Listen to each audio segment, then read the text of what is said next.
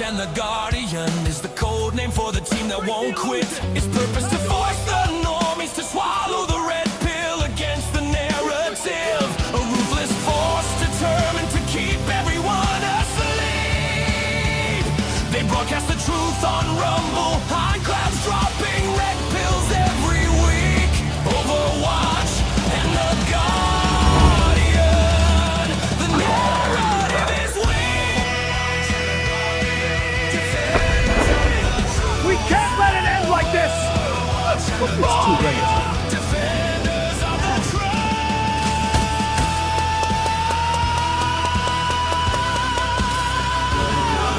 Overwatch and the Guardian. Overwatch and the Guardian. Overwatch and the Guardian. Overwatch and the Guardian. Gotta. Help me, man. You forgot I about me. was trying to pull you up, brother. I was trying to pull you up. It was a fight. It was a fight.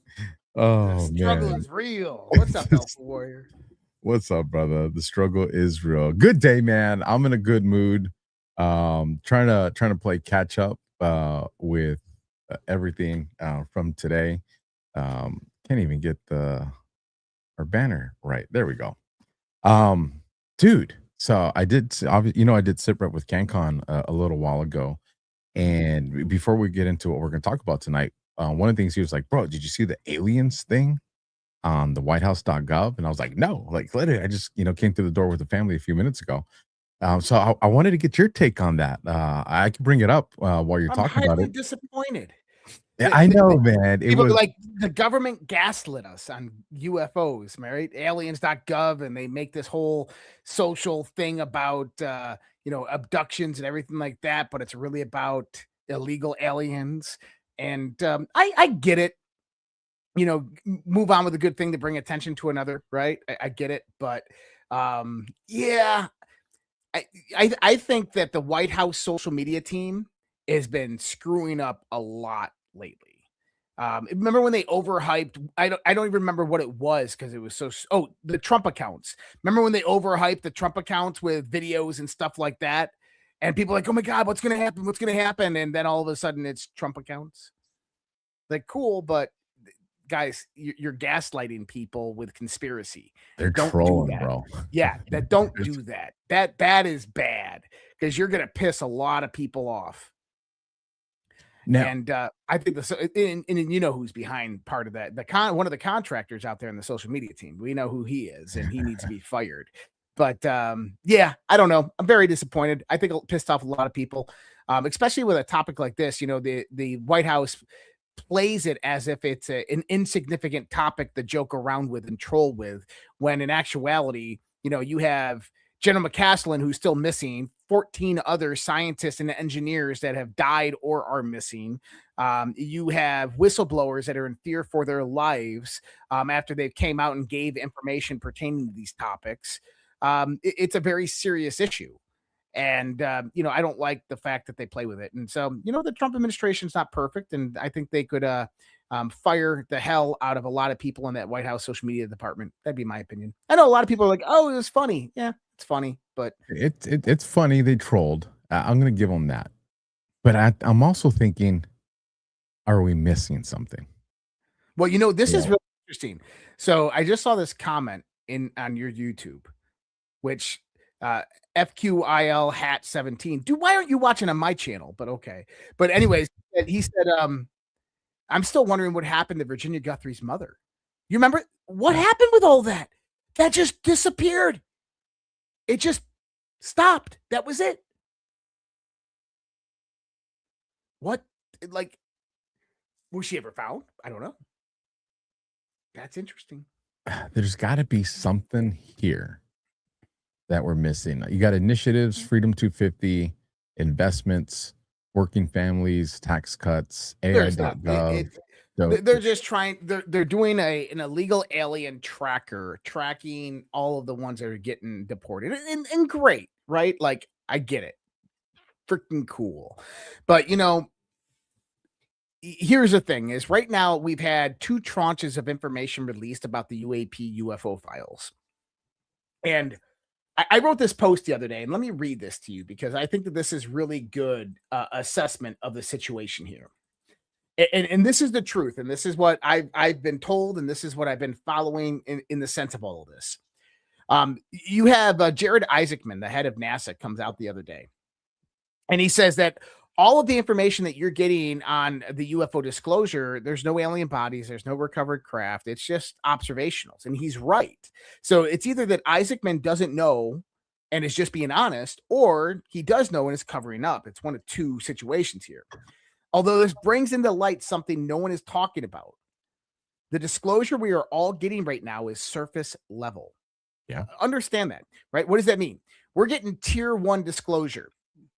Agency reports filed by people who have no idea what they were observing, censored data and reports of anomalous phenomena, historical documents describing witness observation of anomalous phenomena. Notice the trend. It's all observational. If something is there, we don't know what it is. That's tier 1. If we had tier 2 disclosure, you get internal assessments behind closed doors, programs analyzing performance characteristics, propulsion signatures, transmedium travel, radar anomalies, nuclear encounters and correlations, biological effects, intelligence evaluations. Not we saw something, but we have reason to believe these phenomena represent technology and intelligence beyond conventional explanation. That's 2-tier, would mean that the government and the defense agencies admitting they have reached conclusions they are currently withholding from the public. Tier 3 disclosure, this is the real meat and potatoes, is recovered materials, reverse engineered programs, compartmentalized special access programs, direct evidence of non-human intelligence, biologics, and interactions, proof that elements within the government, defense contractors, and intelligence networks have known far more than publicly admitted for decades. Now, I don't think we're going to get to tier 3. I think you're going to see tier 2. But this is about kind of getting the scientist on board with a lot of this stuff. Now, there's a theory that's been around for a long time pertaining to this topic. And I think that this is actually, there's actually a few different parts of this. So Lieutenant Colonel John Blitch, he's a former Green Beret Special Forces officer. He's a DARPA project manager and a senior research scientist at Wright Pat. Okay, so this is one of those dudes who was in these types of programs.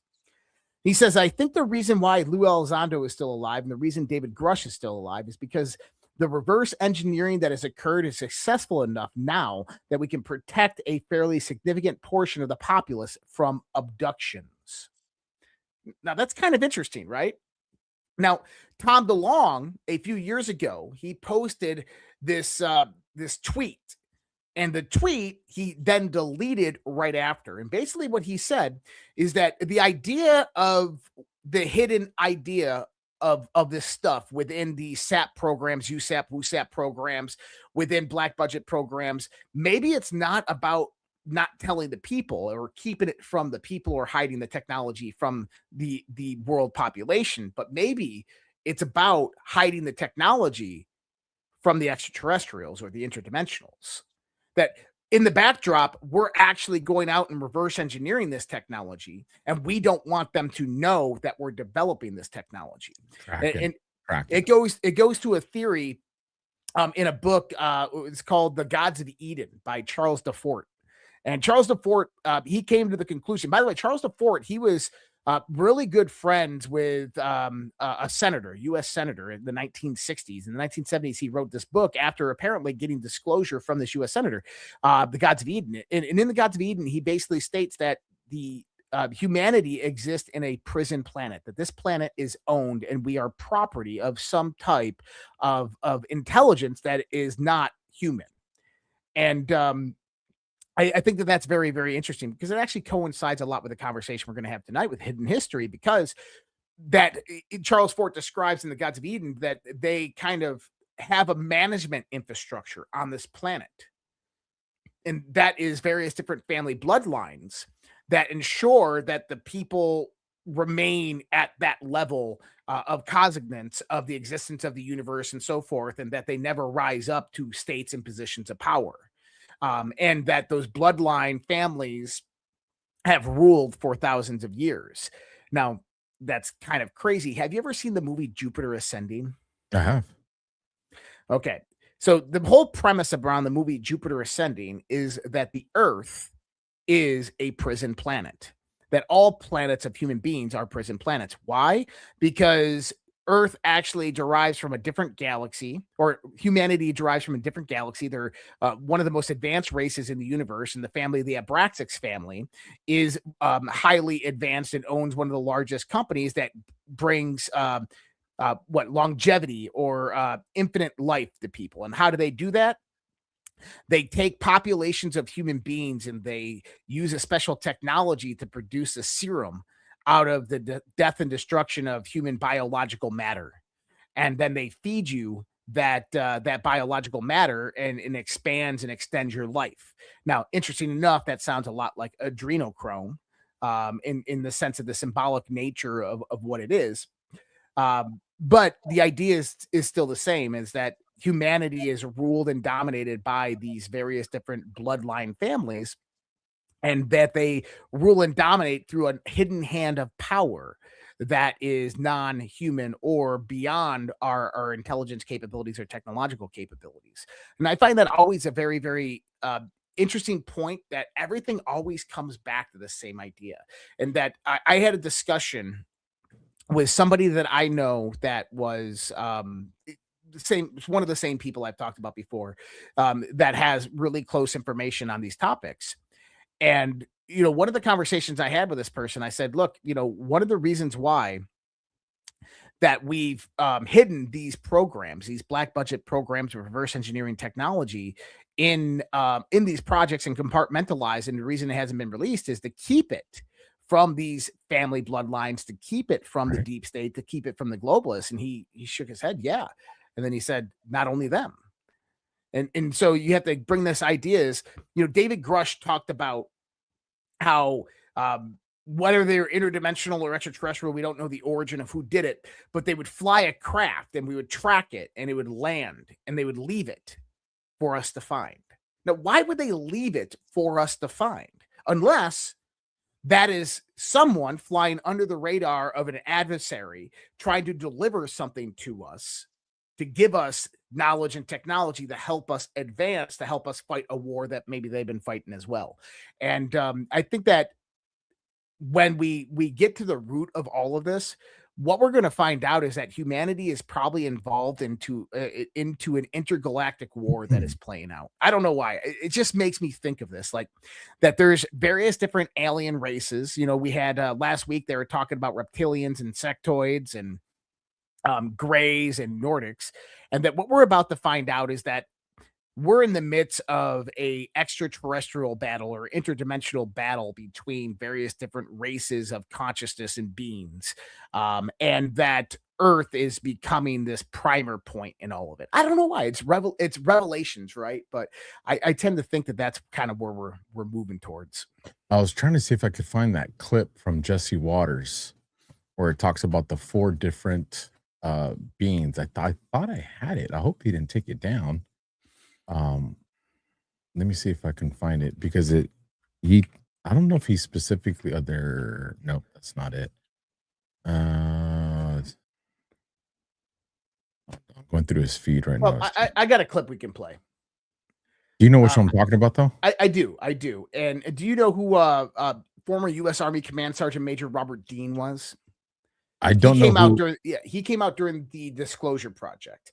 Now, he had access to classified NATO documents, and he was assigned to NATO during this time frame. And he died mysteriously too. But Robert Dean, listen to what he says here. At that time, I was given a cosmic top secret clearance, which was and still is the highest level of security access that NATO has.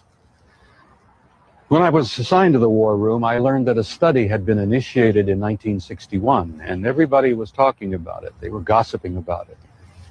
And the subject was UFOs, and that intrigued me a bit. When that study was concluded in 1964 and it was published, and I was still working in the war room at that time,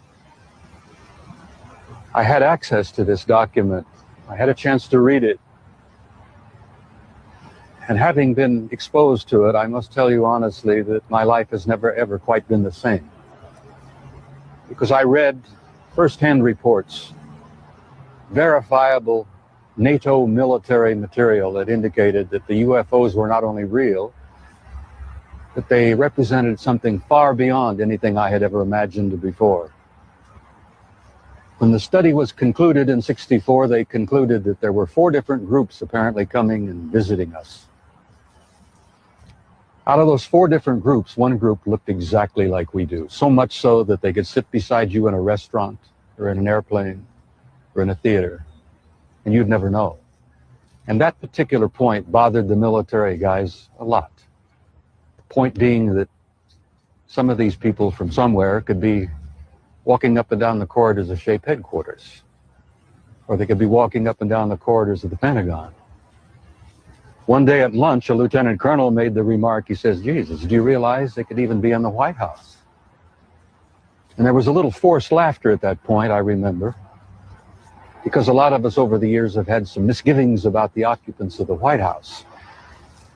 But the point I'm making is that the idea that aliens could be here in our midst bothered the military, because if you're not paranoid when you go into the service, you're certainly trained very quickly to be so. It's the nature of the military mind, I think, to be paranoid. But that was only part of the story. The SHAPE conclusions in '64 were that there were 4 groups that we knew of. They were apparently interplanetary. Some very likely were interstellar. They even concluded that some of them could be intergalactic. When I retired in 1976, many of our military people knew at that point that we were not simply dealing with visitations from people from other planets or star systems. They had concluded by '76 that some of these visitors very well might be multidimensional in their source. The evidence that we had collected and the evidence that they had repeatedly demonstrated to us, and that's no accident. It became very clear after a time that there was a program or a process of some kind underway, that they had demonstrated over and over and over again that they apparently were able to manipulate matter and time. Now, this really shook up our scientists. There are a lot of new young scientists in particle physics today who... Okay. That's Bob Dean talking about that back in the early 2000s. Why is that interesting? Because what he's saying is being validated today. And let me play something that I think this is the right clip here, that will kind of bring that validation talk about. This is mainstream media. This is Jesse Waters. So take a listen to this, folks. It's about 2.5 minutes. We are not alone. The Pentagon released the UFO files a few weeks back, and we just found out over 1 billion people have visited the site. 1 billion. It's got to be a record. The War Department says more files will be released soon. UFO experts and top researchers have been investigating aliens for years. Their sources say dozens of crashed UFOs have been recovered, and what they found inside, shocking. And do people think that there's one type of non-human intelligence that's visiting the Earth, or is there many, many types? People who have been involved in recoveries have said there are at least 4 types, 4 separate types. Now, I have not had direct access to that, but I believe the people who I talk to. 4 different types of life. 4 different types of life. 4 different species of aliens. Another scientist called them Greys, Nordics, Insectoids, and Reptilians. All of them have 2 arms and 2 legs, just like us. Experts speculate the reptilians are scaly with long tails like a lizard. Insectoids look like a praying mantis. The Greys look like your classic movie alien, and the Nordics look like a regular Swedish guy, but 7 feet tall. We haven't seen the evidence, but Pete Hegseth says more evidence is coming, and there are a lot of believers in Congress. I have seen evidence in a skiff that leads me to believe there are things we cannot explain, and I have observed things that are of non-human origin and creation. That's my opinion. Releasing the files isn't easy. They've been hidden for years, and a lot of people want to keep it that way. The problem we have right now is the deep state's fighting the president on release, and he kept his word, and I suspect some of our not so friendly comrades in some of our alphabet agencies are slow walking a lot of the information. It's about power, it's about control, and that's kind of what runs Washington. So why is our own government fighting so hard to keep these secret? Well, a dozen scientists have either gone missing or died. Now, we don't know if that's related, but people are scared to talk. One I thought was going to do an interview, and then a couple days before sent me a message saying, after further consideration and long talks with my wife, I decided I'd be forfeiting my life if I participated in your interview. And I thought that was like very unsettling yeah. message to get, obviously, but also very specific word choice, So, we watched that first video clip you showed us, and over the last couple of decades, we'd be like, oh, the dude's crazy, it's conspiracy. But now we're seeing this is mainstream media, folks. That's right. And Jesse Waters, that's millions of people watch that show. And he's there talking about scaly reptilians with a tail, Nordics, insecticide. I mean, this is where we're at. And the reason go ahead. Oh, well, no, I was going to add on to that is that the last few weeks, one of the other things that we've seen is you had the pastors and the priests that were briefed by the White House. Then the White House Communication Agency, Eric Weinstein just did a podcast, and he said him and other scientists were contacted by who? The White House. And then Jeremy Corbell, one of the lead investigators out there on all of this, he says him and his team have been contacted by the White House. And what the same thing on all three parts. How do we break the news to the American people that this is a very real phenomena and that we're not alone in the universe?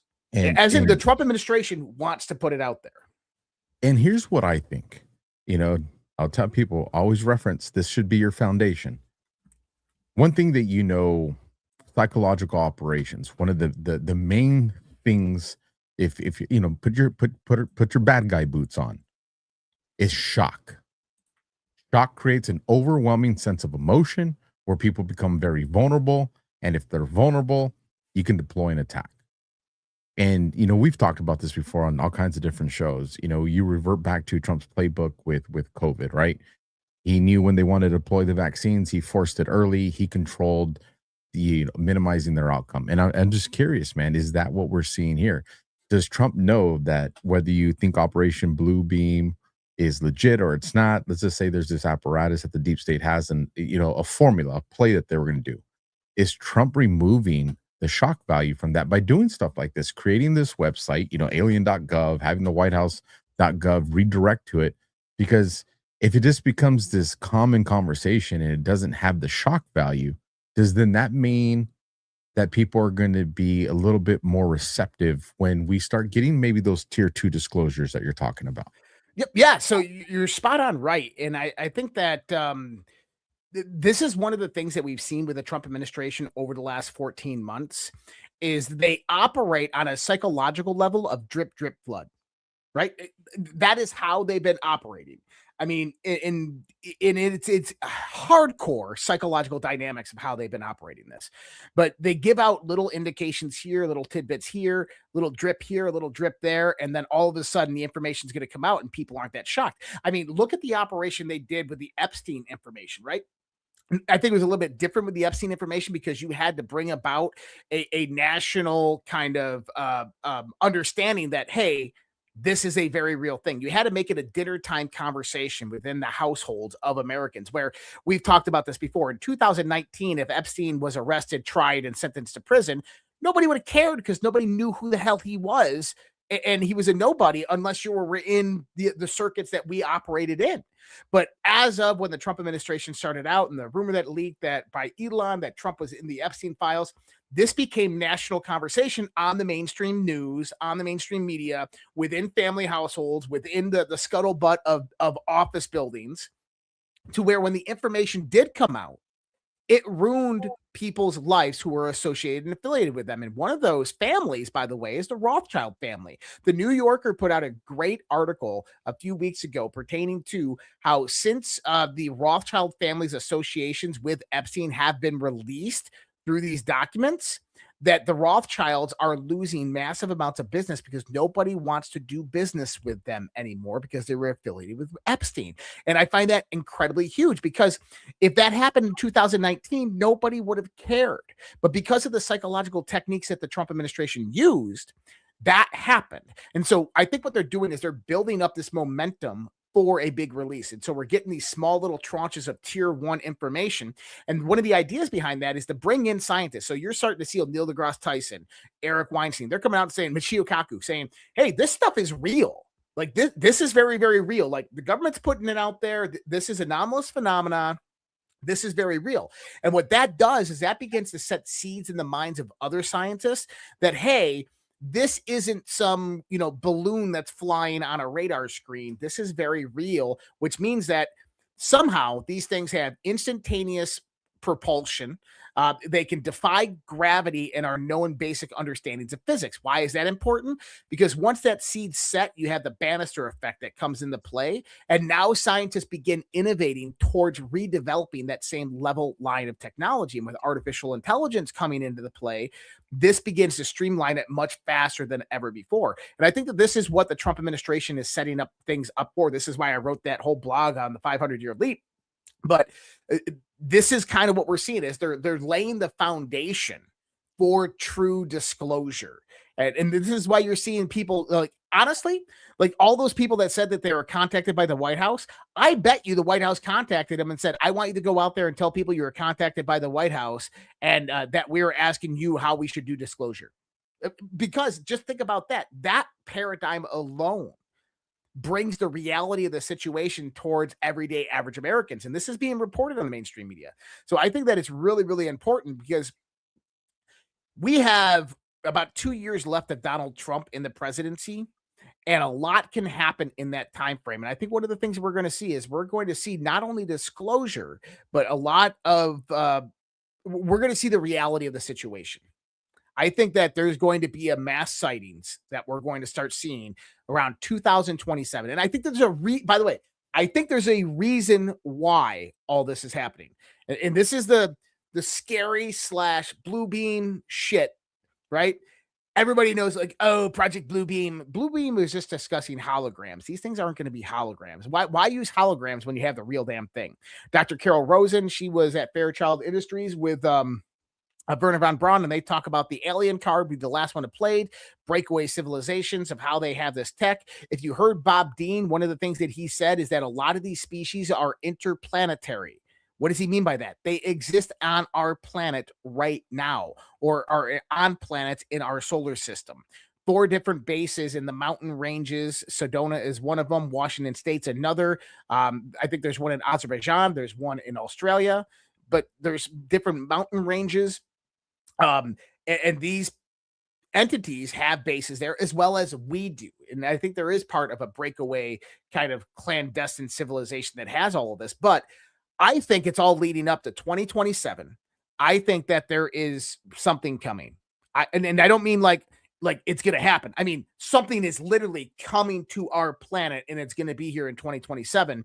And we have to prepare ourselves for that. The reality, the paradigm, as well as militarily, in case it's not nice. So, I had one last question. We actually have another topic we're talking about tonight, folks, but this, you opened the door. So let me ask 2 other questions real quick, and then let me just start off with a question that I had. And so somebody in the chat kind of spawned this thought to bring it back to Epstein and the DNA and the science that he was doing. They said, well, how do these entities reproduce? Right.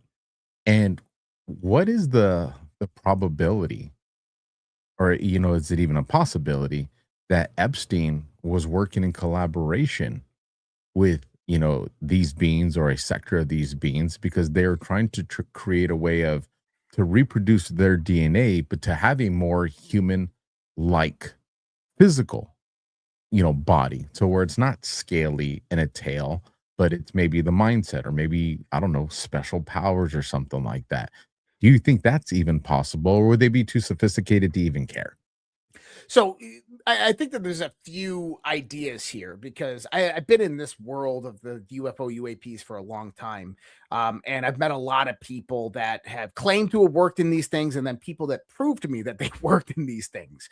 And so one of the ideas out there is about the short gray aliens, that these are actually genetic clones, that these are biosynths or genetic clones, that they're like worker bees for another race.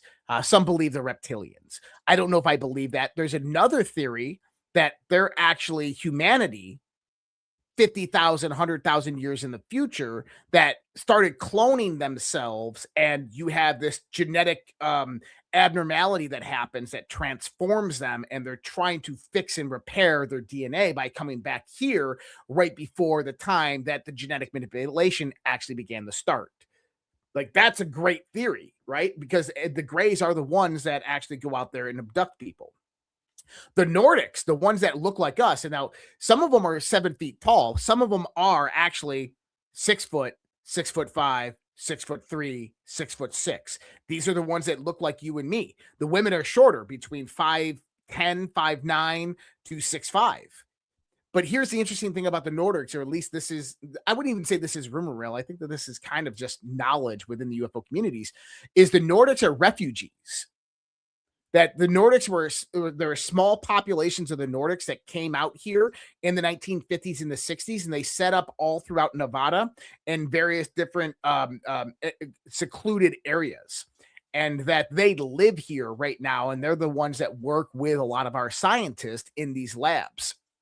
And that was the deals that they made. So going to your theory, is it possible that the Nordics, who are refugees from a war and, their population was decimated, are trying to regrow their population with genetics of humanity and trying to breed with humanity to kind of, restart their population? That's a possibility. And I think that both of those possible scenarios are very far out there, but are very much a reality of what things could happen.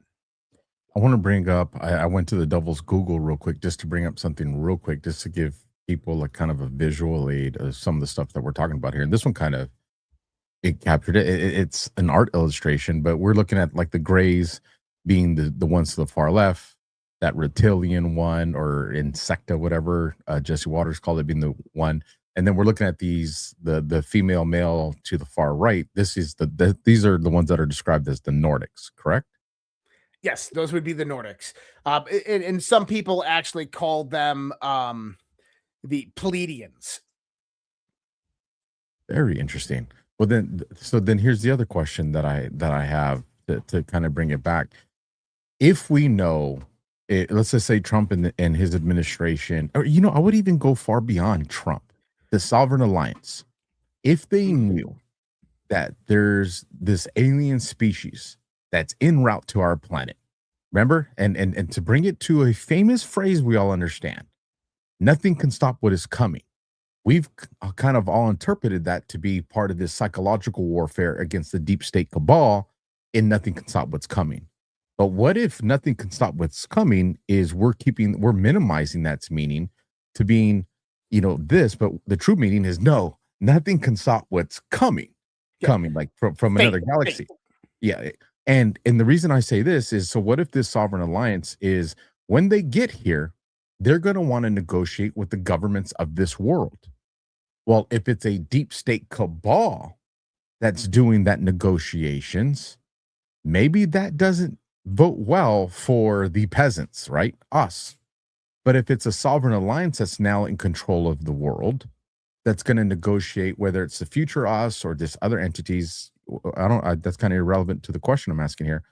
But if their sovereign alliance is saying, hey, we need to make sure the best part of humanity is the ones that represent the control of this planet from when they get here, maybe the war is about that. So I'm going to throw a tailspin in here for you. What if what was coming here was the controlling hand over those bloodlines? And what if it was coming here for nefarious reasons? Okay. And if the deep state globalists got their one world government and were able to allow this to happen, we'd all be dead. There'd be a great reset happening on this planet by the time those aliens got here. But what if Trump and the Sovereign Alliance have dismantled that system and are now taking that technology that we were just talking about, reverse engineered technology, and are going to fight to survive? There's nothing that's going to unify this world more than the threat of an external threat of our planet. I agree. A war, a battle, and everybody thinking, "Oh, blue beam," or like, guys, what if that's the reality? Three body problem, the dark forest theory. What if that is very, very true? What if that they know that there's something on its way to our planet right now? It's highly technologically advanced, and that we need to get the world up to speed technologically and psychologically to understand what's about to happen, because shit is going to hit the proverbial fan. But or that we're utilizing the 50 years of secrecy of the UFO phenomena, and maybe we're calling in help from various different beings that we've met throughout the decade, saying, "Hey, look, we got this threat that's potentially coming here. Can you help us out?" And they're like, "Oh, yeah, well, this is what you need to do. Start with AI, do this, get energy, bring energy in, build a golden dome," this type of stuff. I want to give a shout out to True Deplorable, $20 Rumble Rant. They said, "Josh and Alpha, check out this, less than 2 minutes."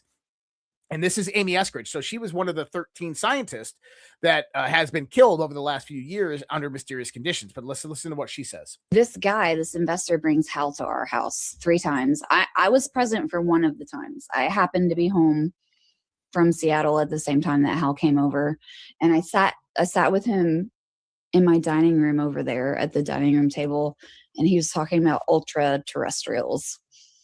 And basically, ultra terrestrials are like, he talks about extraterrestrial. Extra implies that they're from somewhere else, from the outside.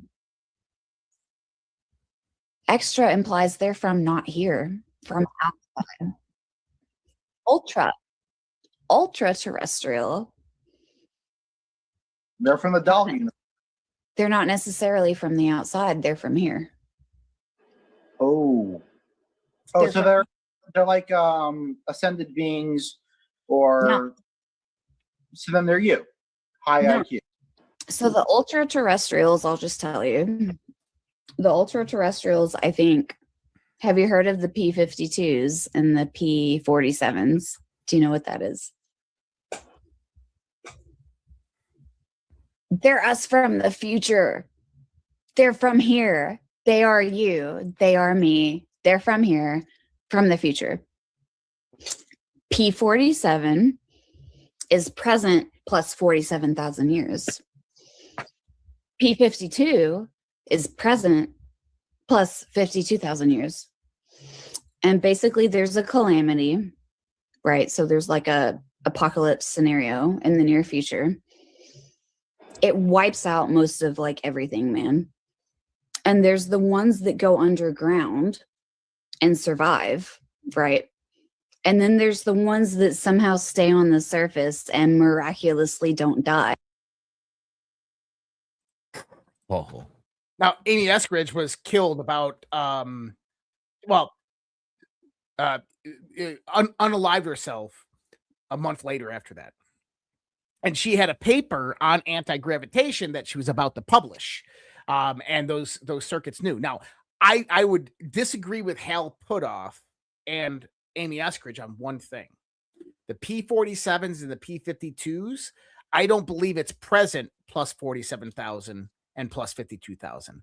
I think it's past minus 47, minus 52, because that actually puts us in a calamity time frame, approximately 52,000 years ago, 47,000 years ago, 10,500 years ago on this planet. That cataclysms we actually know through the records actually happened, and we know there were advanced civilizations on this planet in and around those time frames. So I don't know. It's an interesting topic. And I think within the next 2 years, we're going to know a lot more about the truth. But I also think that you're going to get Donald Trump addressing the nation. I think you're going to see this 9:00 p.m. Donald Trump's going to address the nation. He's going to come out. He's going to be sitting at the Resolute desk in the Oval Office, and he's going to say, "I'm here tonight to let you know that we are not alone in the universe. that we have confirmed through multiple different sources and channels, through various different projects, through the Department of Defense and intelligence agencies, that there are extraterrestrials, interdimensionals, and various other types of life in this universe, and they have made contact with us, and that there's been technological exchange. I think that you're going to hear that. One of the reasons I think you're going to hear that, Alpha. So it goes back a little bit to 2020. General Haimi Hashem was a Israeli IDF 4-star general. Okay, now you and I know that you got the Shin Bet, you got the Mossad. These guys are masters at psyops, right? And when you have a 4-star IDF general in intelligence, he ran basically the NRO of Israel, so Israeli Space Intelligence. He was the head of Israeli Space Intelligence, but he had been retired for like 20 years by the time that he came up. And he was doing this interview, and he was asked about extraterrestrials and aliens, and he said, "Oh, this is very interesting. One of my sources in the IDF said that Donald Trump was briefed about the Galactic Federation, about 3 races of beings that consider and call themselves the Galactic Federation, and that he was trying to meet with them, and he wanted to disclose the truth about aliens prior to the 2020 election to win the election." Now, that was 2020. But here's also why I think that this is really important. Think about the resistance that the Trump administration is getting with all of the right people in all the right places from the intelligence communities just to get the documents released, just to learn where this stuff is and to get it out into the world. They can't. It is being locked up. So how do you unlock that? It's very easy. You start this tier 1 disclosure, tier 2 disclosure. This is information compiled over the last 26 years by the DoD and intelligence agencies that surface level.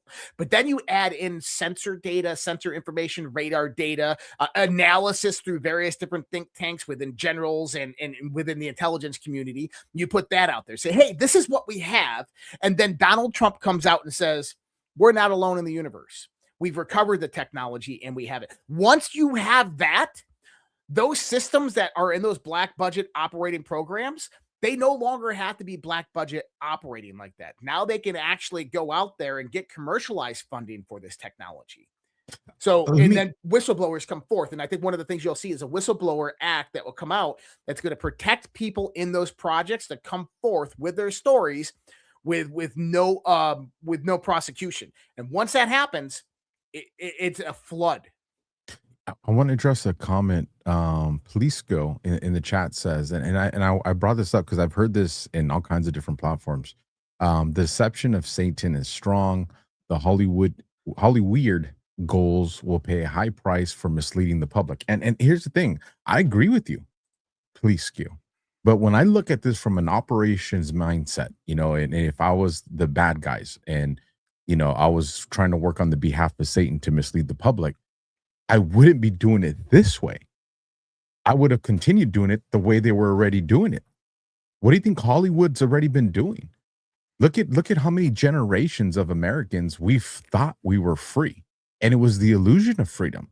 They literally brought us to the breaking point of 2019, 2020, where you had people fighting to put bioweapons into their bodies, distancing themselves, watching their loved ones die from behind a glass pane or a plastic. Like, that's the deception of Satan.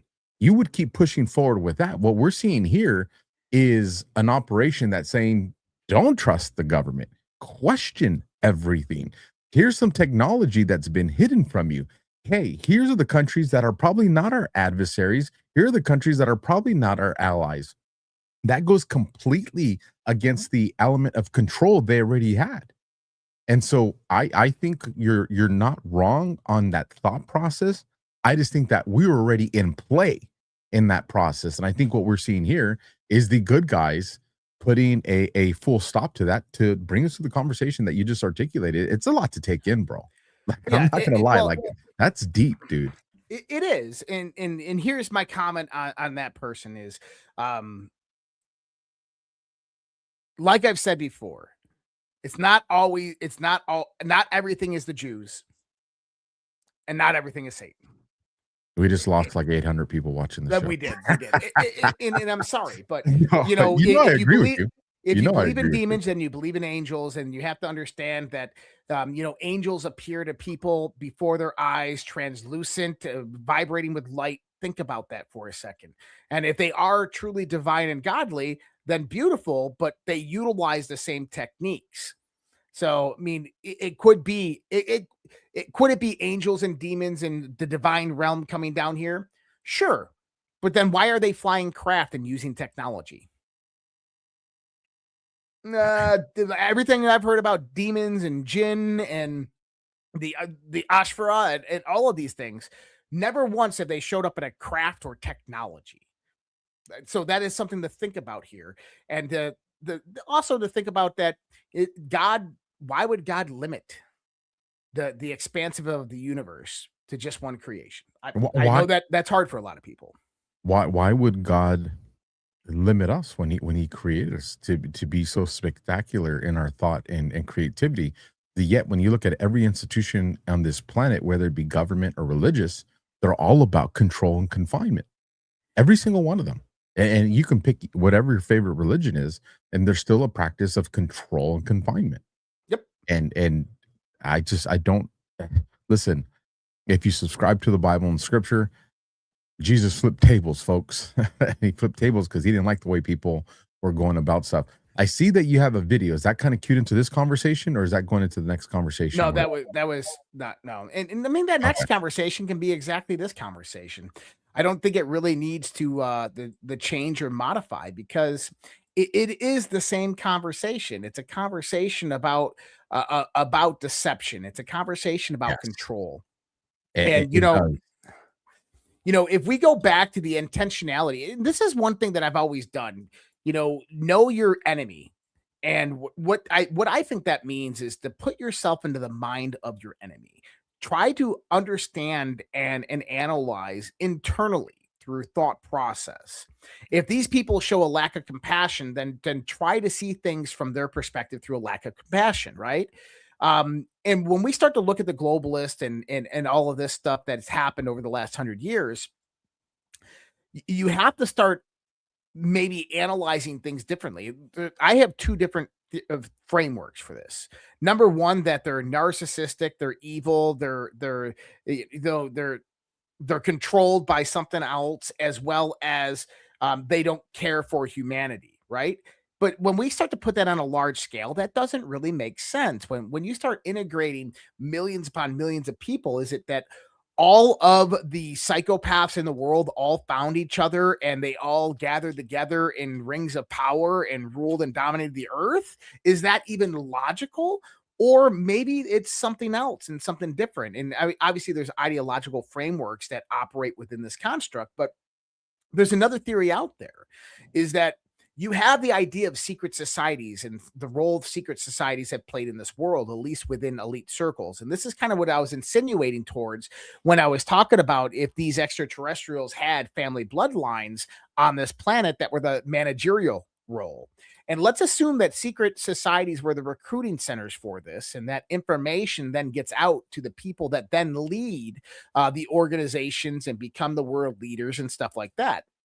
Now, that is one commonality amongst the majority of the world leaders or the people in large positions of power or the bureaucracies, is that they're all littered with people from secret societies and secret meetings and secret oaths.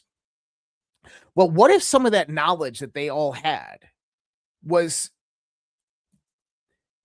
what if some of the knowledge they had was paradigm changing? What I mean by that is that, and don't take me wrong. I'm not saying this is what it is. I'm giving you a different angle of thought. What if people like Bill Gates weren't truly just, he is a eugenicist, but what if his ideas of what he's trying to do, he believes he's doing for the good of humanity because of the information that he has and has seen that you and I are not privy to, of which changed his paradigm of understanding. I mean, think about that. What if the globalists were actually operating through a paradigm of information that you and I do not know and do not have access to that justifies the reason why they did certain things.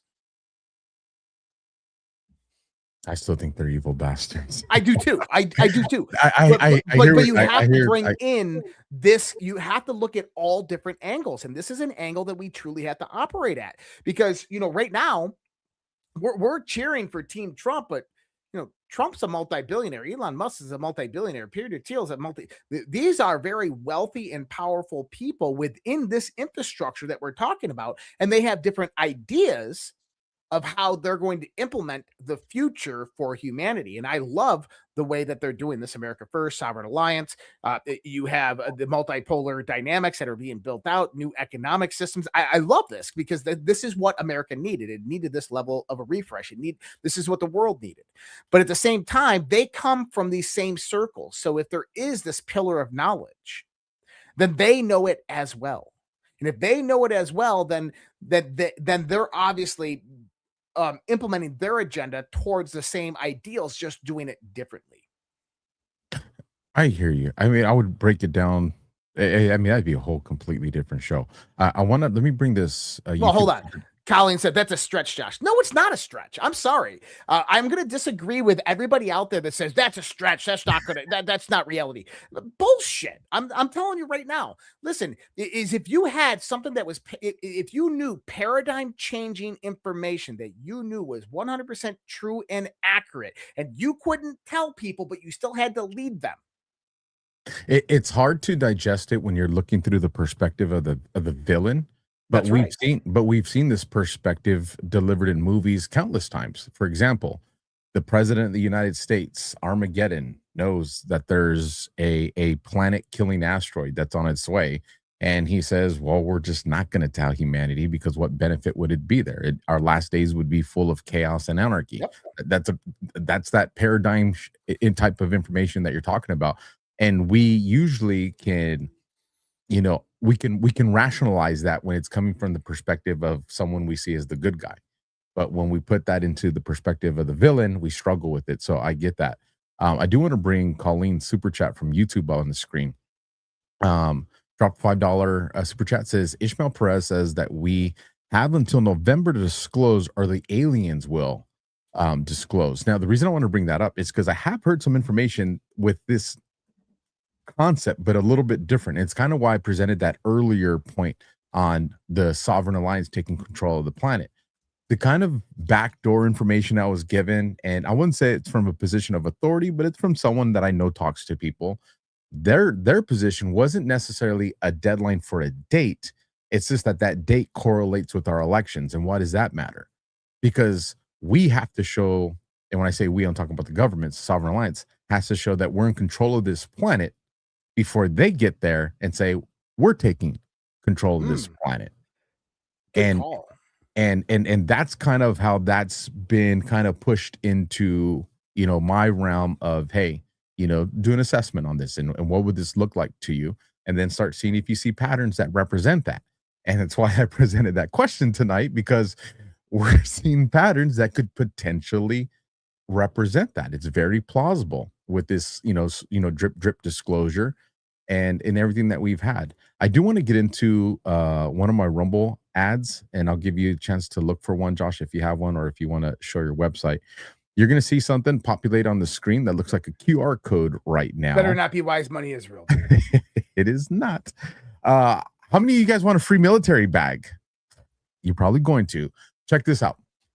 So I've carried a lot of bags, range bags, EDC bags, travel bags, you name it. And most of them, they look the part, but then fall apart the second you actually put work into them.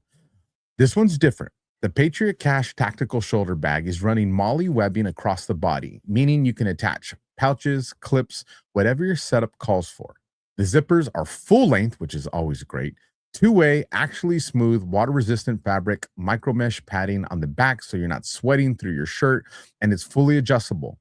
Designed in the great US of A with actual military use in mind, not just the military aesthetics. Here's where it's going to get interesting. Right now, Patriot Cash is doing a giveaway, folks. 500 of these bags free.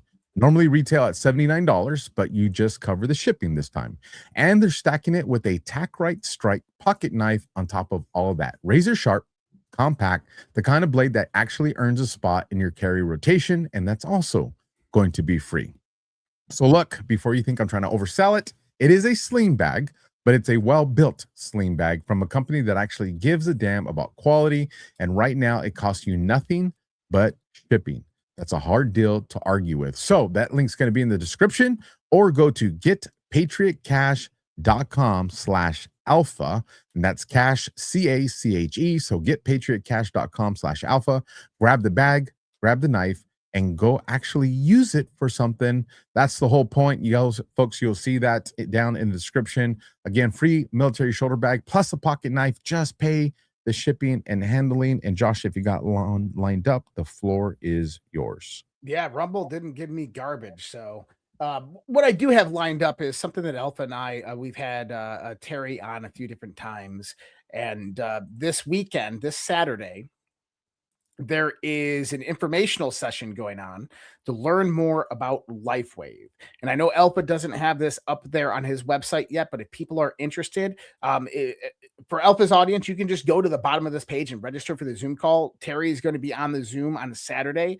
And so this is for Alpha and Mind's audience and anybody who signed up through the Overwatch and the Guardian show. But May 30th at 11 a.m. Eastern time is when this is going to happen at.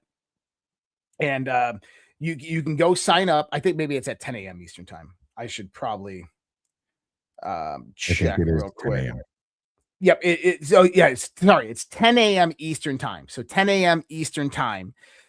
So people want to sign up for this. And what this is about is learning about the opportunities of LifeWave, learning how to use LifeWave. If you are like not sure if you want to buy yet, this is where you can ask your questions and get all the information, as well as if you are using LifeWave and you have questions, or if you want to talk about your testimonials, this is the place to do it. So get signed up. That link is right there in the chat so everybody can see. And then one other thing that I will put out there, because Rumble did me no justice tonight by giving me anything, is guys, Pet Club 247. Alpha's got his link. I got my link. Mine is petclub.redpills.tv for everybody in my audience. Alpha, yours is alphawarrior247.com. alphawarrior247.com. And the links will be down in the description so you guys can find it easy.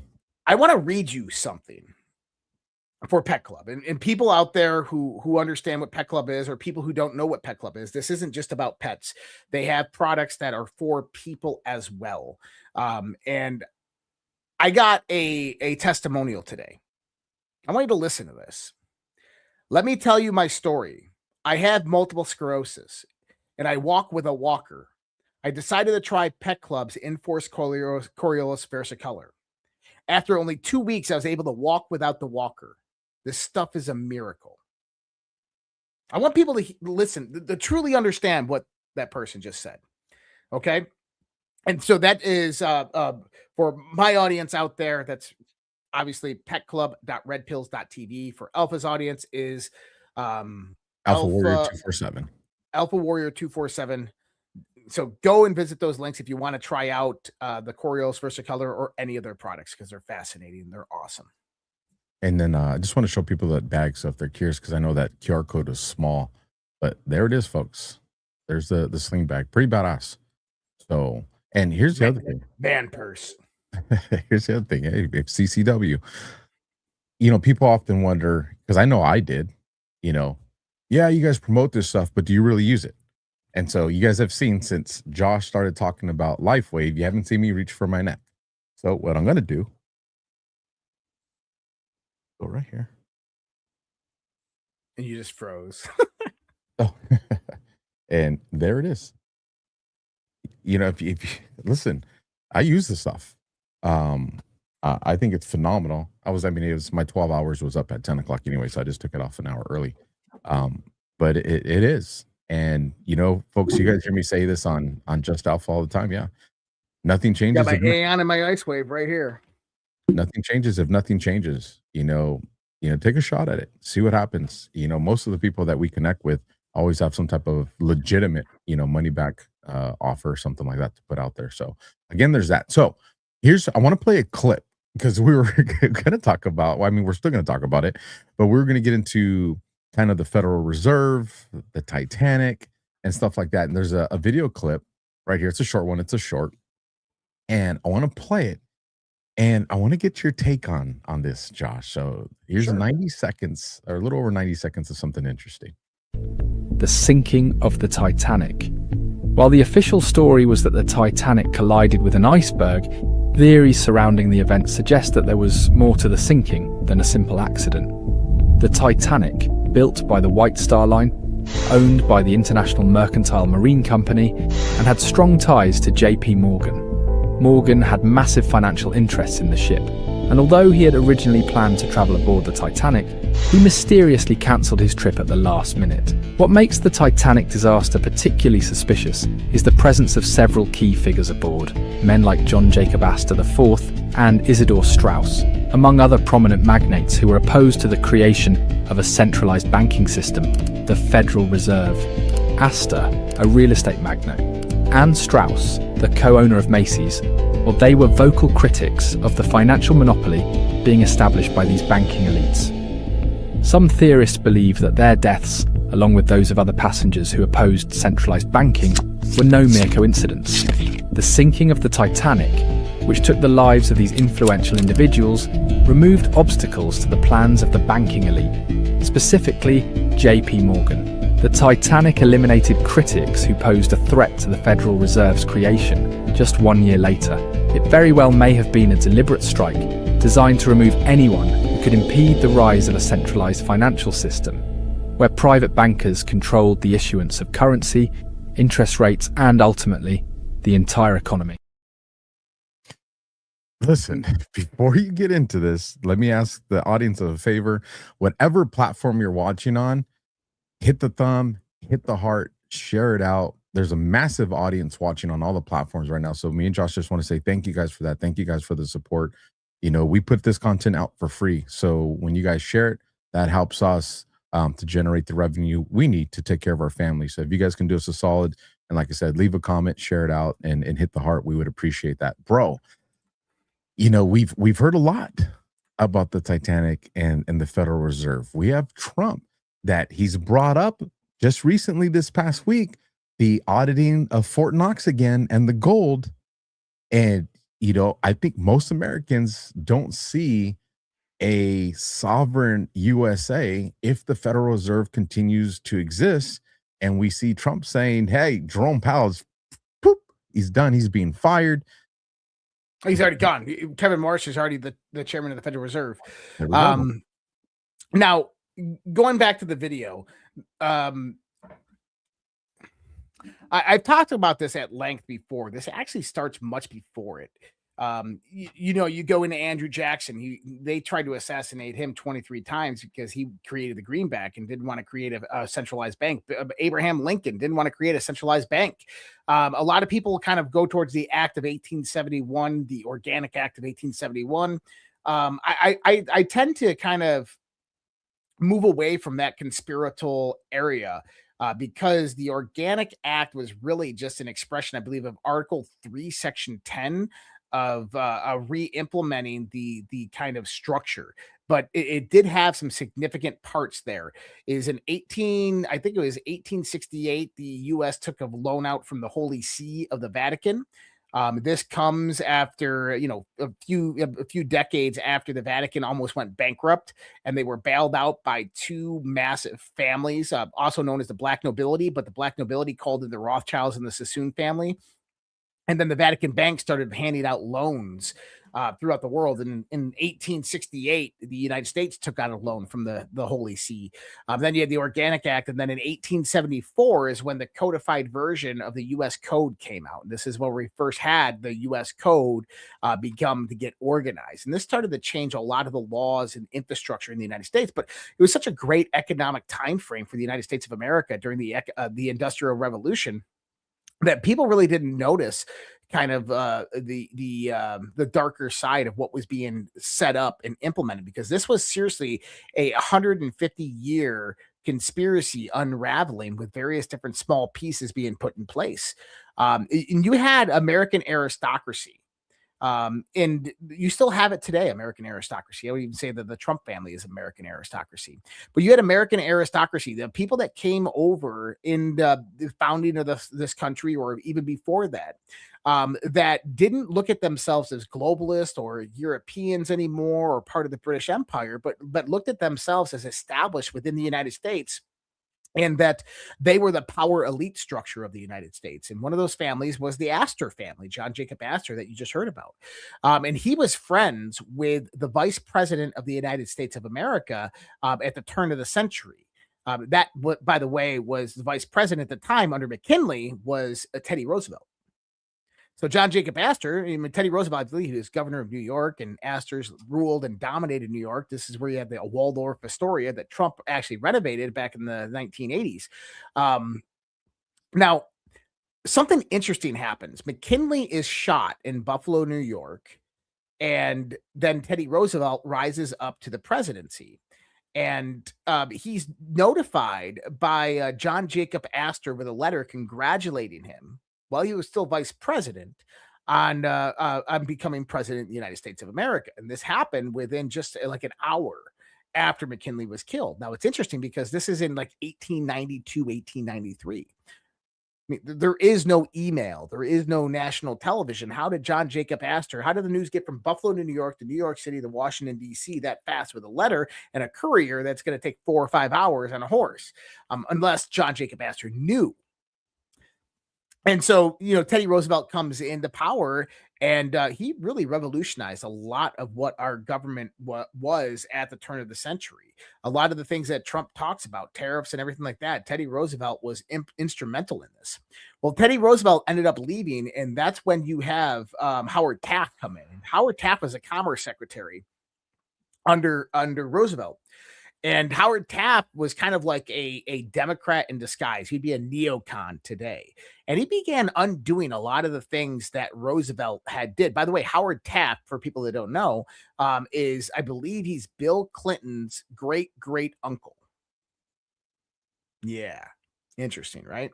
But Howard Taft, Roosevelt goes and talks to Taft about this. And Taft is like, dude, you had your time. I'm president now. Like, fuck off. And so Roosevelt, he was on his voyages out in Africa, and he gets called back because Taft is just changing up everything, and they're kind of getting ready to set up for a kind of a centralized bank. And Roosevelt comes back and he tries to talk to Taft, and Taft doesn't want to hear it. So he says, okay, well, I'm going to run against you. And so Teddy Roosevelt goes and forms the Bull Moose Party, and he runs against Howard Taft and what's his name? Who was you're not gonna know. People, help me out. Who was the president? Come on, I can see his face. I don't know why I'm not forgetting. I'm remembering. I'm tired tonight. What's the year? I'll look it up. 1912. All right. Oh, cool. No, not Coolidge. Yeah, was it Coolidge?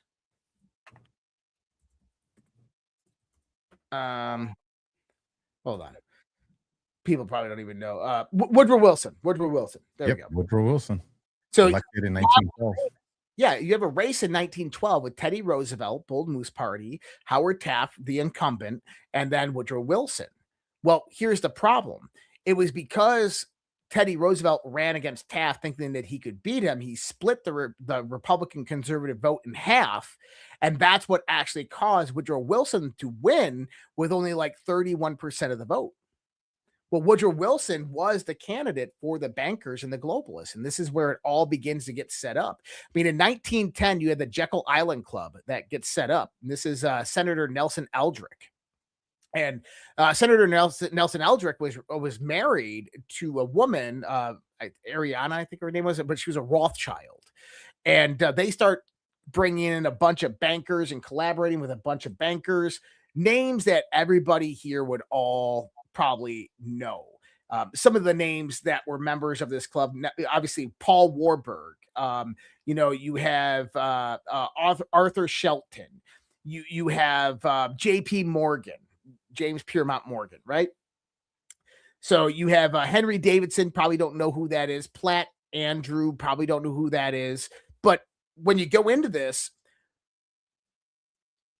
Paul Warburg, J.P. Morgan, Nelson Eldrick, they become the face of the Federal Reserve after it's passed. And so what happened? There was some elite families. So you got to remember, you get Roosevelt that's trying to come back in. He's friends with a guy by the name of John Jacob Astor, and he loses the election. But what happens a few months prior to that?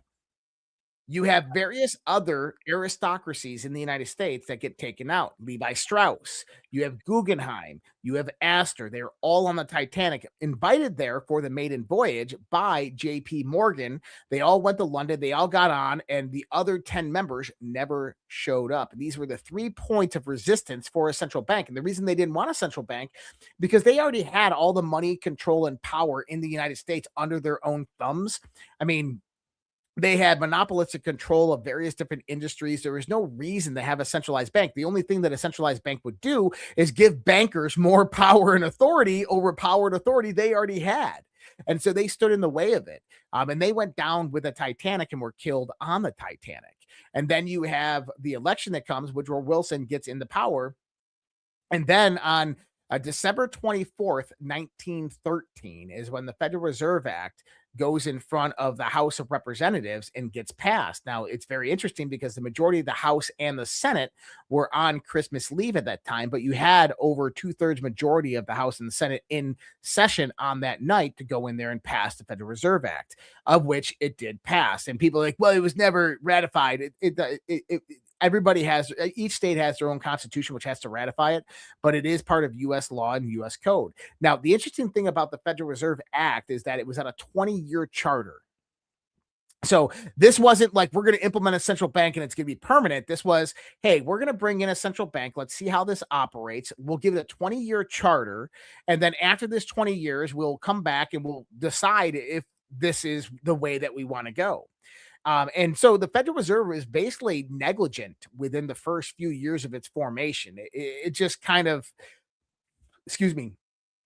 anytime that there is an excess for funding for war or anything like that, they would implement. They handed a lot of the income taxes that came about from the 16th Amendment during that time frame. You had World War I of the assassination of Archduke Ferdinand, which caused World War I.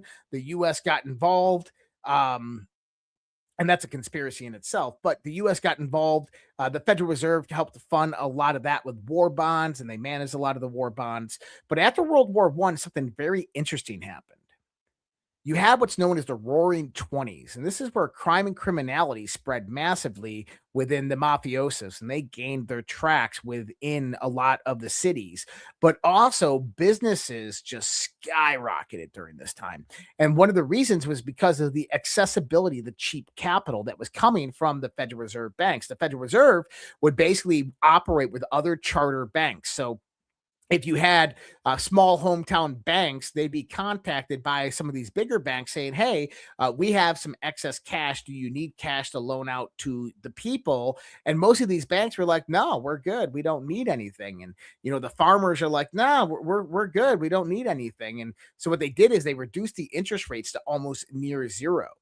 And then the banks really couldn't say no to the money because they can go in there and charge 0.1% interest. And, what farmer is not going to take a 0.11% interest loan, for $50,000 in 1921 that's going to buy them 200, 300, 400 acres of more farmland to increase their business. And so this is what brought about the Roaring Twenties. The problem with it is that it was the ultimate rug pull being set up that people didn't know about it. See, these farmers and these other business owners collateralized all of their assets into these loans because they were low interest and the payments were really easy to make. Until 1929, when J.P. Morgan and the other bankers pulled the rug on the entire stock market. And what they did is they called in all the loans. So think about this is you have the Central Reserve banks, the banks that create the Federal Reserve banks are private banks. This is like Chase, Morgan Chase, Schwab, all these people. So what they did is they called in those loans, which eventually crashed the market because a lot of that money was in stocks and bonds, was in the stock market.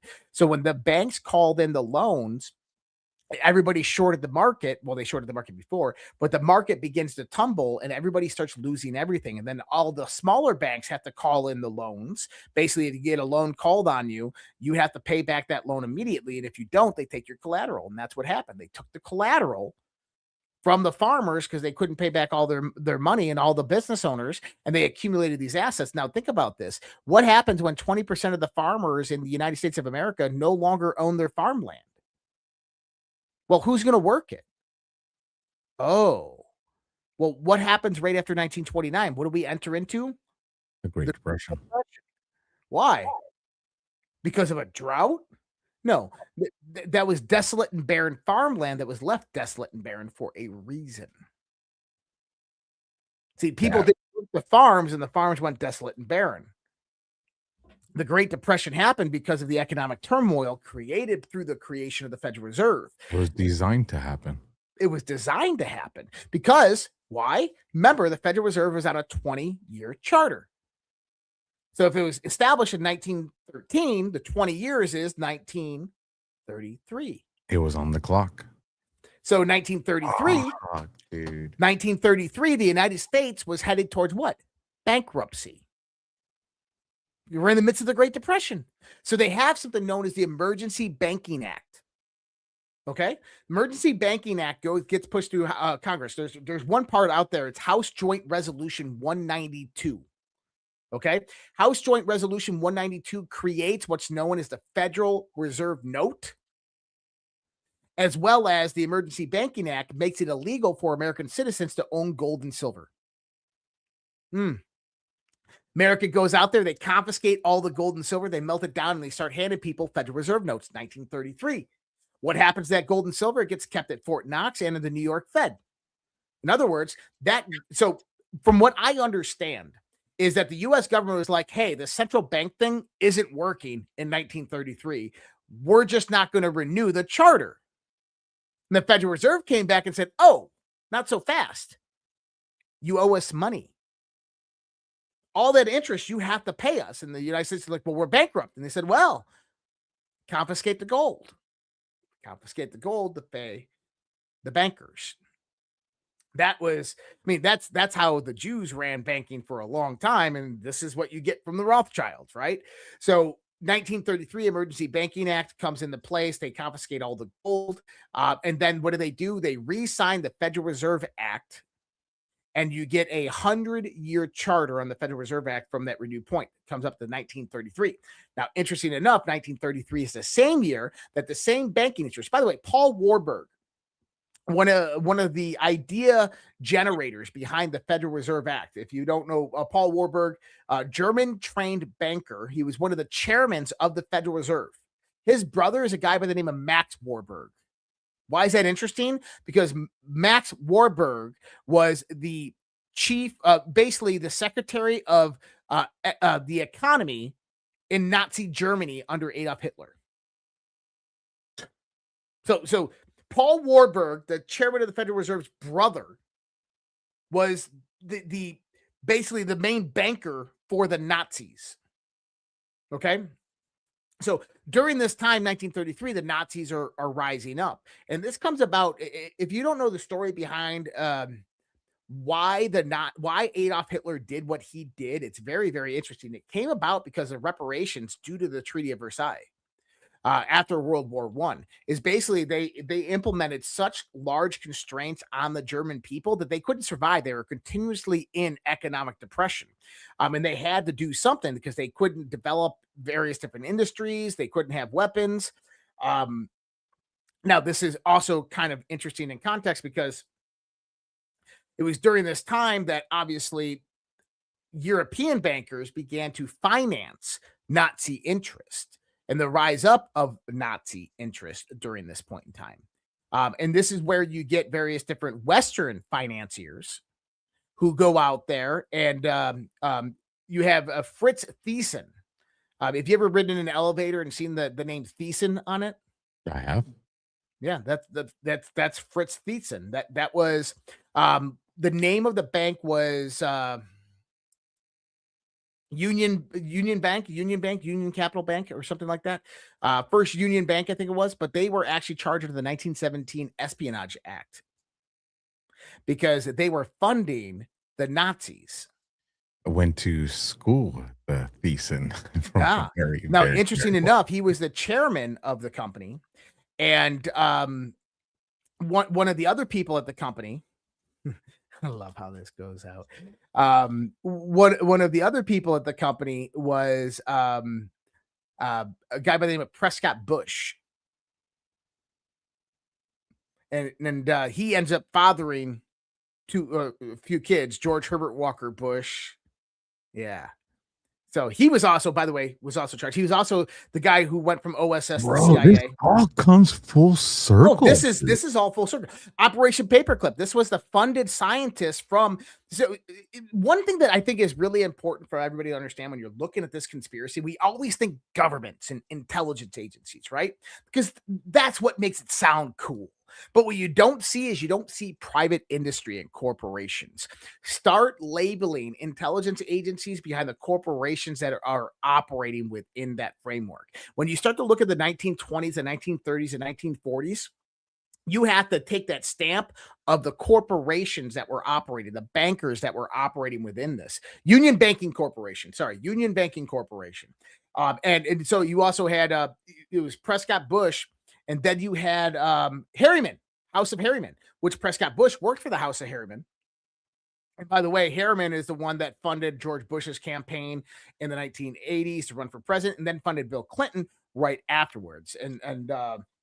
Anyways, House of Harriman, different story. Royal elite bloodlines when you start talking about skull and bones and all of this other stuff. But going back into World War II, did you know that it was two young American lawyers that helped to draft the Treaty of Versailles?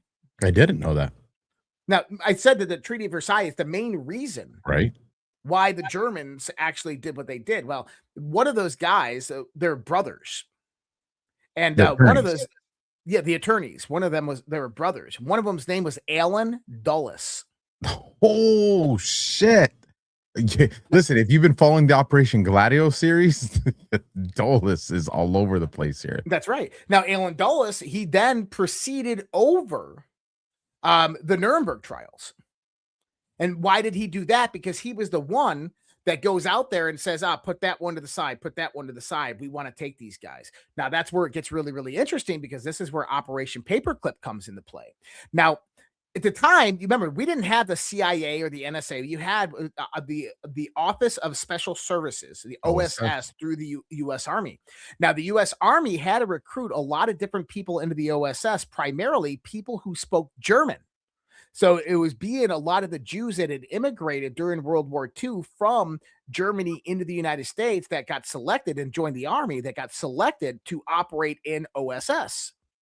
Now, one of the guys that was in the Berlin field station that got hand selected to go out there and start recruiting the majority of these scientists and hunt these people down and bring them over for Operation Paperclip was a young U.S. Army, German-born, Jewish American sergeant by the name of Henry Kissinger.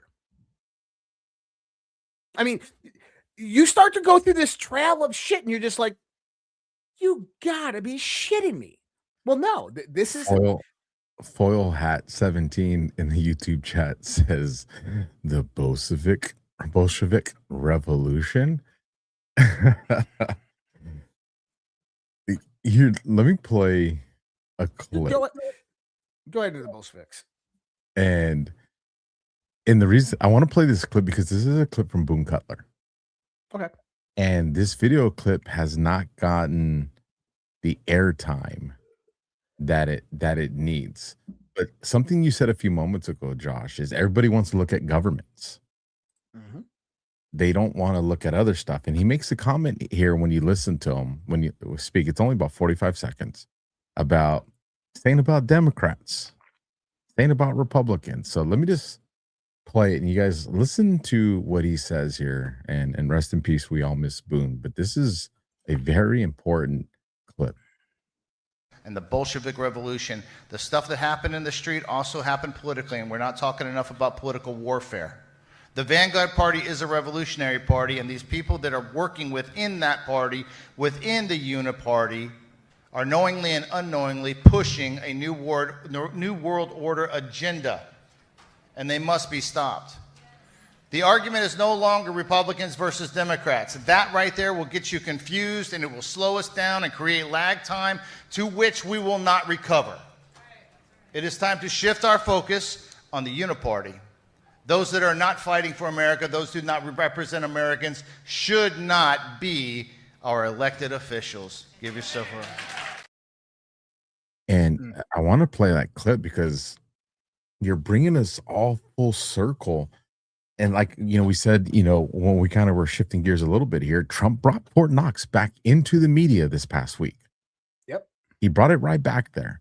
Again, we started this conversation with, the disclosures, it seems like we're going right back into that window of when this all first started, but in our time, our generation. Like history's repeating itself, like the fourth turning. Exactly. And, the information you're providing us tonight, this is the stuff people have to understand if we want to stop it from repeating itself. Well, the only way that it's never going to repeat itself is that if the American people take back that power that is truly theirs, not only the American people, but the people of the world. I mean, we tend to talk about this as an American thing, an American awakening, but it's a global awakening. And that we have to ensure that the people of the world are waking up to truly understand the power that they have within them, given to them by their creator. And that's the beautiful thing about alternative media. And I think that the Q operation that has brought about this whole new redefining the idea of information, digital warriors, and this whole concept that has basically blossomed into what we're seeing today of us taking over the mainstream. I don't think that that's going to die, and we have to ensure that it never dies, because that is the one thing that is going to ensure that this never happens again. Let me tell you why. And I don't know, this is a conversation I had with General Flynn on a podcast, but I think it's very important to state here, is that when you look at the battlefield, all the various different land, air, sea, space, cyber, all of these different battlefields, there's one thing that is present within all of these battlefields, one domain that exists, supersedes all of them. It's a domain of information. Land, sea, air, space, cyber all have one commonality: information. That domain is the primary domain which controls all others. And if we can control that one primary domain, then we have a shot at ensuring that this does not happen again. And what has been created, this movement that's moving forward right now, I mean, you can put any name you want onto it. Make America Great Again, America First, the Great Awakening, whatever you want to pinpoint onto it, it doesn't matter. What it is a fire lit under the asses of Americans and people around the world that are sick and tired of being used and abused by the globalists, by the corporations, and being ripped off by the Democrats, and being beat down, and to ensure that we can't succeed in the world. And we're saying, fuck that. We're taking back the power, and we're going to write our own ticket for the future. And see, that's the beauty of what this does, is when Americans and human beings begin taking back the idea of information, we rise up to the above the power structures or the powers that be in this world. And that's the idea of the multipolar world framework, is that there shouldn't be any type of dictatorial control over the decisions of the world. There shouldn't be any one country is better than the other because they have more nukes, or because the globalists control this portion or this portion. It should be a competitive nature of how the free markets are originally designed and orchestrated. And you should have that same free market mentality when it comes to information. And people have to be able to truly decide for themselves what they listen to, what they take into their mind, and how they use that information. And that's the revolution that we're in right now. And I think that the fact that that's happening, and it's happening globally, that it's going to help ensure that at least for the next few decades that that's not going to happen again. Bro, I think that's one of your best mic drops ever, dude. We need to clip that one, and that just needs seriously. I think that's one of the best rants I've ever heard you say, Well, man. thank you. And I hope people do clip that and share it because it's so important because we're at that threshold. We are. Like, you know, this history repeating itself. Like, we got to do something. It's on us, man. And the way it seems, and correct me if I'm wrong on my understanding or perception here, but the deep state knows that we won't survive another chance from this. That if they can stop us now, they've won. It's over. It's 100%. And that's why they had that's why the globalists had their meeting in Armenia with Mark Carney and Keir Starmer and Germany and France and Australia. That's why Obama and Soros went and met Mark Carney right after. That's why, you know, you had the Council of Foreign Relations putting together organizations of former Biden and Obama officials trying to figure out how to reverse what Donald Trump has done in 2028, because they're already planning on taking back power and basically undoing everything that Trump is doing and getting back on track with their 2030 agenda. And we have to ensure that that does not happen. And this is why I've said is if we lose the midterms, it's civil war. There is no ifs, ands, or buts. If we lose the midterms and the Democrats get power, it's time. It's like, okay, you guys didn't listen to us. You ain't sticking me in a solitary confinement cell. Yeah. Well, we all say that too because we're going to be targeted. Look at how the audacity of how they targeted us last time, bioweapons and then lawfare. They're not going to hesitate to take both of those together this next time and move us into concentration camps. They saw the result of not taking us out when they had the opportunity to do it. They saw how much trouble it created. They've lost power because of it. They're not going to make that mistake again. And that's why I tell people we have to thread the needle to perfection with this administration on the way these things are going. I have one more Rumble ad. I don't know if you want to peep one out. I'm going to do the Rumble wallet if you want to see if it populated on yours. I've already done mine tonight. I did mine on my show, so you're good to go ahead with that. All right, let me drop this. You're going to see a QR code, folks, pop up on the screen. You guys know Rumble has been very loyal to us. It's why we have these conversations right now. So show them some love. We hear a lot about crypto, but here's the part most people miss. Crypto was created so that you could actually own and control your own money. After the 2008 financial crisis, Bitcoin was designed as an alternative to banks. So instead of a bank holding your money, delaying transfers, or limiting access, you're in control. And if you've ever had to wait for a transfer to clear, then you felt this problem. Now, fast forward to today. Everyone's heard of crypto, but getting started still feels a little bit complicated. That's exactly why I and us use Rumble Wallet. It takes all the complexity and it makes it simple. Choose what you want: Bitcoin, dollar-backed stable coins, or even digital gold backed by real gold. No complicated setup. It connects with MoonPay, so you just use your credit card, your debit card, or bank, and you're up and running in just a few minutes. Once you've set it up, you can even support your favorite Rumble creators like me and Josh directly. So do this now. Scan that QR code that you see on the screen or click the link that's in the description or the live chat and download the Rumble wallet right now. From there, you can set up your wallet, tap buy, and you are in the game. In just a few minutes, you can go from hearing about crypto to actually owning some. And folks, it's always intimidating until you try it. So just try it. And if you got questions, reach out to us. Reach out to people that know about it. We can help you along the way. Dude, I really enjoyed the show tonight, man. That was good. Yeah. They're always good. That's why we have such an awesome audience.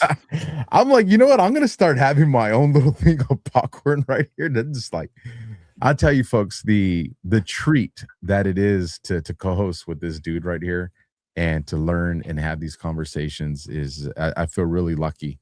And I hope you in the audience are benefiting from these conversations as well. Josh, What have you done this week that you can let people know to go back and watch? And do you have anything coming up? Yeah, Daily Dose. I just did an episode of the Daily Dose, pretty good one. Yesterday's episode is fire, so people should go watch that one. Daily Dose again tomorrow night, and then my live Q&A with myself is tomorrow night, Friday night. So people are interested in that on my side, they can go over to the redpills.tv, learn how to become a premium subscriber. That's my only ad that I have tonight. Just subscribe to my channel, please, guys. I got to beat Alpha somewhere. And he's kicking my ass on all these. So I don't know if you saw it. I put out a post the other day. I said, help me beat Alpha to 1,000 on Instagram. So follow me on Instagram. And so I don't know. I haven't checked my Instagram. Let me see if I hit 1,000 yet. I'm at I got over 100. Oh, fired up. I'm at 733. Oh, come on. No shit. On Instagram, yeah, 733. Dang. Let me see. I'm asking for help to get this to get it going. Beating Alpha on Instagram, but he's beating me on X. He's beating me on. Oh, you got me smoked, dude. Yeah, y'all need to help me. And I'm about to catch up to him on YouTube. Alpha Warrior Show. If you're not following it, follow. Listen, all my people. Alpha Warrior Show. Go. It's the new one. Listen, they're probably going to take it down, but in the meantime, let's fight and try to get it going. I've came back on YouTube for Alpha. He was blowing me away by like 2,000 people. Now I'm only like 400 behind him. So I already told him I'm going to blow you away on YouTube. He is. He is. It's okay though. It's okay. But just subscribe. And by the way, my audience, go subscribe to Alpha's channels. Alpha's audience, please come subscribe to my channels. That helps. 100% support that. We got some Rumble rants that came in, so let me show these people some love, and then you can grab yours. $5 coming in from Funky Joe Medina. Gotta look up books, Sasquatch Message to Humanity by Sunbow. Okay, I'll look that up. We got rated by Jackie, fellow Badlander over there, so shout out to Jackie and Cam.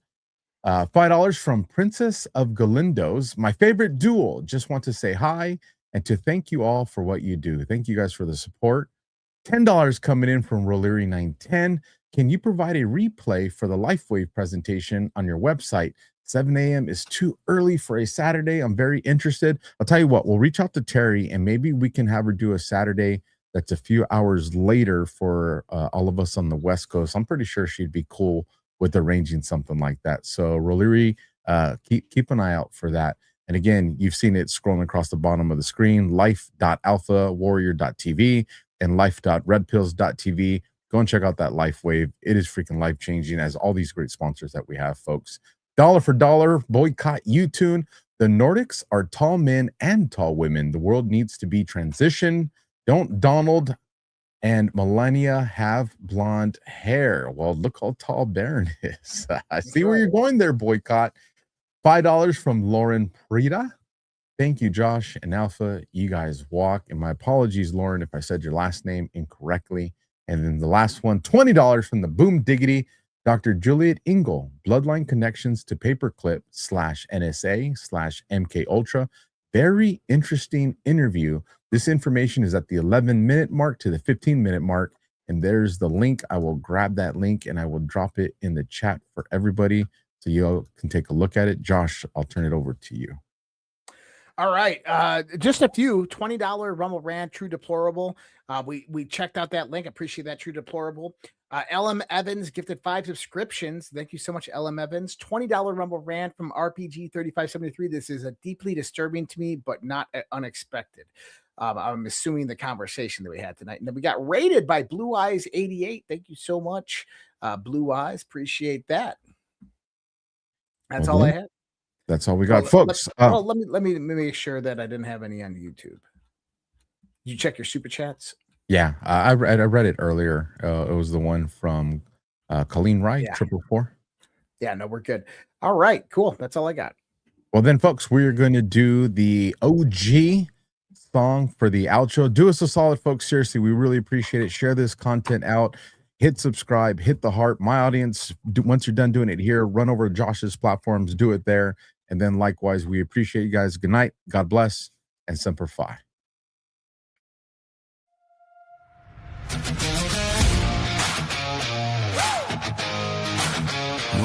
eyes go global. Legends go live.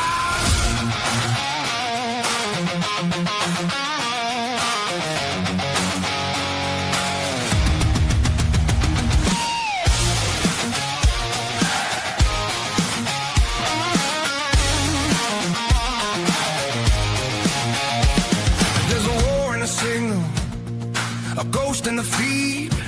They rewrite what you saw, then they tell you believe. They sell you a savior, they stage you a fight, keep you divided while they move at night. But two men broke the screen like glass in the storm, saw the core behind the chaos, saw the shape of the swarm. When the deep turns darker and the truth feels gone, they don't run from the fire, they drag it into dawn. You can't fake this kind of vision, you can't pretend this kind of hate. For the cage is built in silence, for the life they love to take. So let it rise, let it roll, let the whole damn system shake. Overwatch, the Guardian, say it loud, let the whole world hear. Digital soldiers, last protectors when the cowards hide. They appear the storm, the truth, they hit like thunder, never disappear. Some call them watchers, some call them heroes, but the world gon' know their name right here. Overwatch, the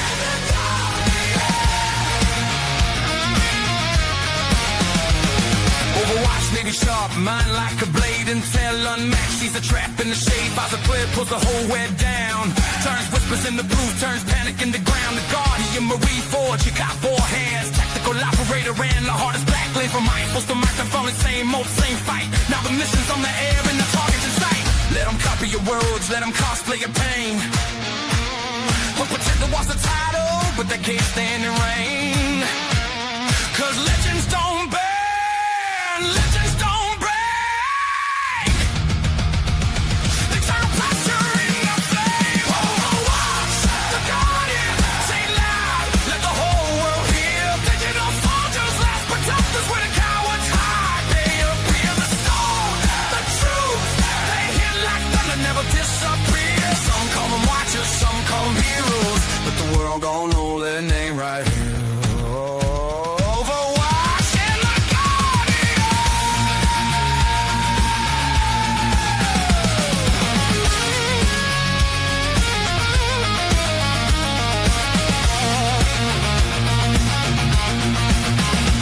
They're under TV screens, she phone screens, and in the shadows where the real war breathe. They don't chase clout, they chase the network. They don't play nice, they break the script. Star from the flag, glory in the fight, stripes in the blood, humble in the price. Matrix shattered, veil torn through. When the watchers move, the darkness moves too.